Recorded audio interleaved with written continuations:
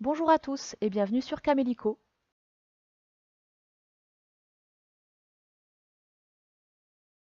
Comme promis, nous préparons les vidéos qui vont détailler l'autoconstruction de notre maison autonome, mais nous nous sommes dit qu'avant de publier ces vidéos, il serait intéressant d'expliquer pourquoi nous nous sommes lancés dans ce projet. C'est donc le but de cette vidéo, vous présenter pourquoi et comment nous avons changé de vie. Ça remonte à loin. En 2009, nous habitions en Lorraine, à côté de Metz.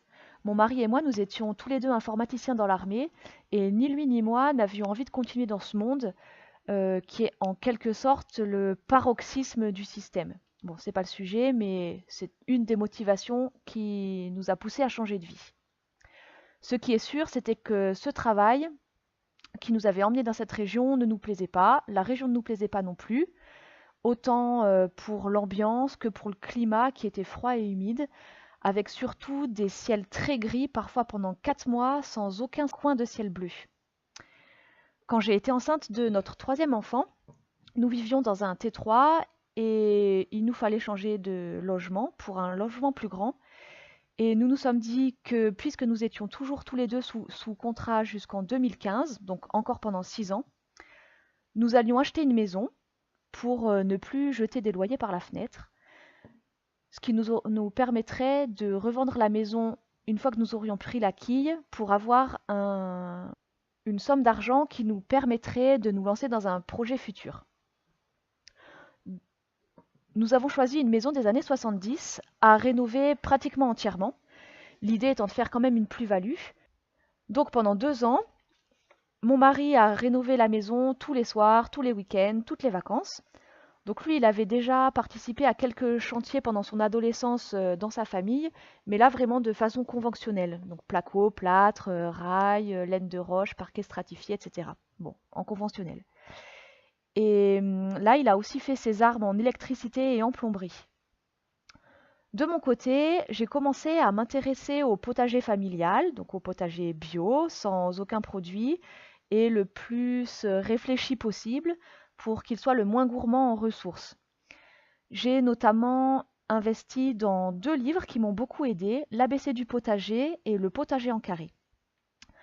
Alors, à cette époque, j'ai commencé mes premières expériences de potager que j'ai pas mal détaillé sur le blog. J'ai fait notamment beaucoup de photos et écrits d'articles qui détaillent vraiment les, les étapes que j'ai suivies et les résultats que j'ai eus.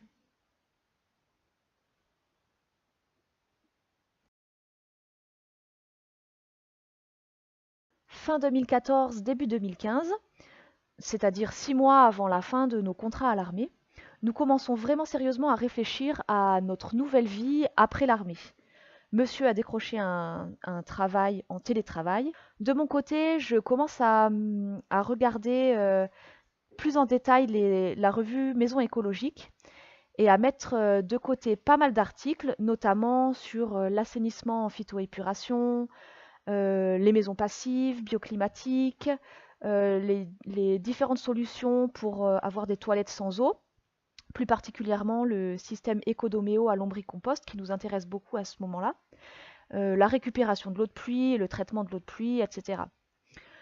Je découvre aussi dans mes recherches sur le potager les précurseurs de la permaculture, Masanobu Fukuoka et Bill Mollison, et je lis leurs livres qui m'intéressent énormément. Ensuite, je découvre des permaculteurs contemporains, Franck Natier à travers ses ouvrages. Je parle aussi pas mal avec Eric Escoffier par mail. Je découvre l'expérience du bec et loin qui est largement décrite sur Internet. J'ai regardé à ce moment-là aussi une vidéo que j'ai beaucoup aimée sur le lieu de vie de Nicolas Pézeril. Et du coup, je décide de faire un stage de 3 jours chez lui.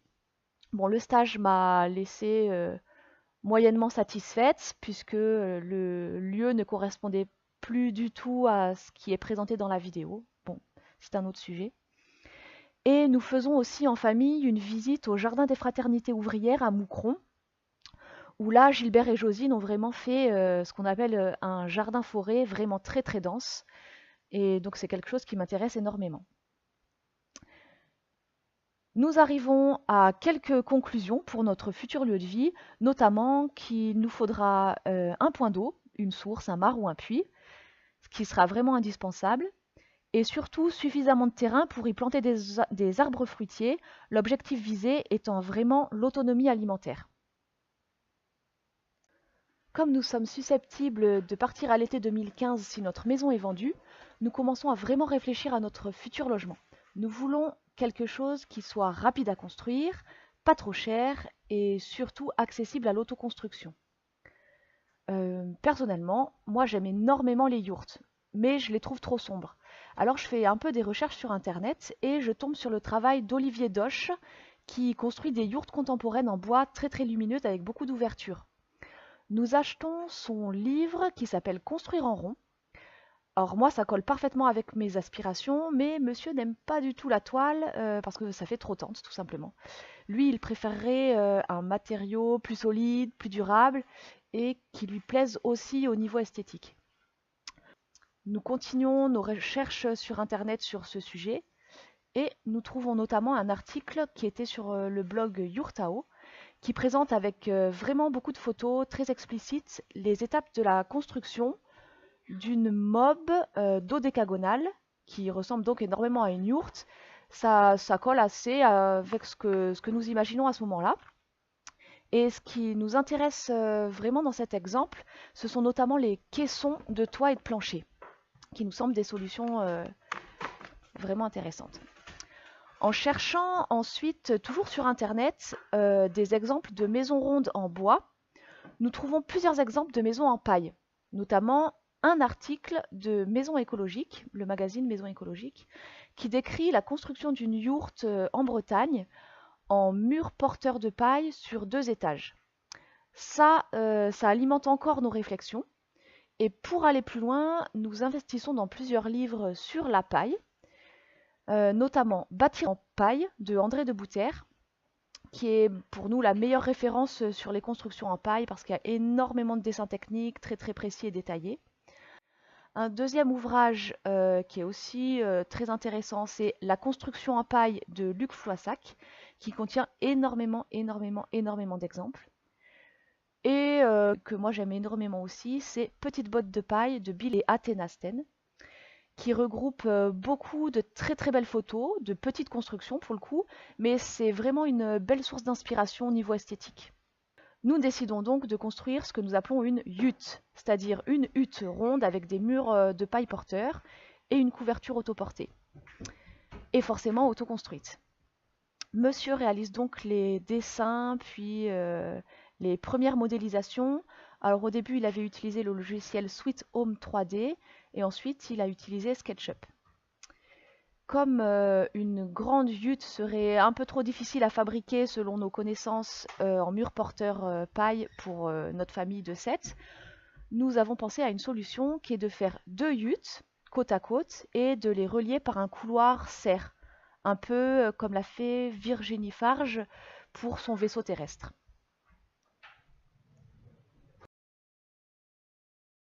Une chose est sûre, c'est que notre nouveau lieu de vie se situera sous la Loire, parce que nous avons passé de nombreuses années dans le nord-est de la France et nous avons vraiment souffert de la grisaille et du froid. Mais pas dans un coin trop chaud non plus, pas en bord de mer, car moi étant originaire de Grenoble, je suis pas du tout fan des grands espaces plats et de la mer. Et pas non plus en montagne, parce que là c'est monsieur qui est breton et qui a du mal avec les reliefs un peu trop forts. Nous commençons à regarder les offres immobilières sur Internet, principalement en Drôme et en Ardèche, parce que nous connaissons bien la région, parce que nous y avons de la famille. Nous commençons à fouiller, mais sans trop de succès, parce que tout ce que nous trouvons, c'est pas assez grand, trop cher, trop exposé au vent, trop abrupt. Lors d'un mariage à Montélimar, nous en profitons pour parcourir l'Ardèche carrément du sud au nord, mais là aussi nous trouvons que c'est trop haut, trop froid, trop sec, trop pelé. Ça ne nous convient pas du tout.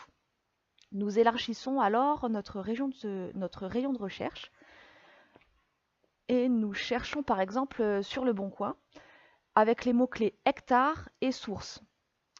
Une fois filtrés selon nos critères, il reste moins d'une dizaine d'offres, notamment 3 qui se trouvent en Corrèze.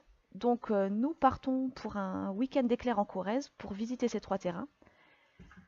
Et là, alors que nous ne savions à peine situer ce département sur la carte de France, bah, c'est un peu le coup de foudre. Il y a des forêts à perte de vue, des collines, donc du relief mais pas trop, des rivières et des lacs un peu partout. Et puis surtout, on trouve tout le monde super accueillant. Il y a aussi pratiquement aucun champ cultivé, donc ça c'était très important pour nous parce qu'il y a de la vraie nature encore un peu sauvage. Et notamment, un des terrains que nous visitons nous plaît énormément parce que le terrain est en relief, ni tout plat ni trop accidenté. Il y a une pente dégagée plein sud qui sera absolument parfaite pour planter des arbres fruitiers. Il y a de la vue, ce qui est important aussi pour nous, et il y a 2 sources, ce qui correspond vraiment à nos critères de recherche. Le terrain est adossé à la colline et protégé par une forêt au nord-est, ce qui est aussi très intéressant. Les premières maisons du hameau sont situées à peu près à 100 mètres, donc le terrain lui-même est un petit peu isolé, mais pas trop. Et surtout, il y a une zone constructible de 4000 m² grâce à une ruine qui est encore présente sur le terrain. Donc, après très peu de réflexion, nous décidons de signer le compromis. Et puisque l'année scolaire est commencée, nous projetons un départ en juin suivant, donc en juin 2016. De retour en Lorraine, nous réalisons que la zone constructible est trop étroite pour les 2 huttes que nous avions imaginées si nous les voulons vraiment bioclimatiques. Donc nous faisons 2 demandes de CUO pour demander la possibilité de déplacer la zone constructible sur la partie nord du terrain sur laquelle le sol est plat et large, mais les 2 demandes sont refusées. Du coup, il faut repartir à zéro pour ce qui est des plans de la maison, d'autant que nous sommes censés déménager 6 mois plus tard et que nous voudrions vraiment demander le permis de construire avant notre arrivée afin de pouvoir commencer les travaux dès notre déménagement pour profiter de la météo d'été. Monsieur planche à nouveau comme un fou sur les plans et c'est pari réussi. Le permis de construire nous est accordé le 30 mai, nous déménageons le 6 juin et nous signons l'achat du terrain le 27 juin pour commencer les travaux juste après. En attendant, nous serons en location dans un appartement de la commune, ce qui nous revient moins cher que toutes les autres solutions auxquelles nous avions pensé et qui nous permet surtout d'être sur la même commune, donc seulement à 3 km du terrain. L'aventure commence alors pour l'autoconstruction, mais ça ce sera pour les prochaines vidéos. À bientôt!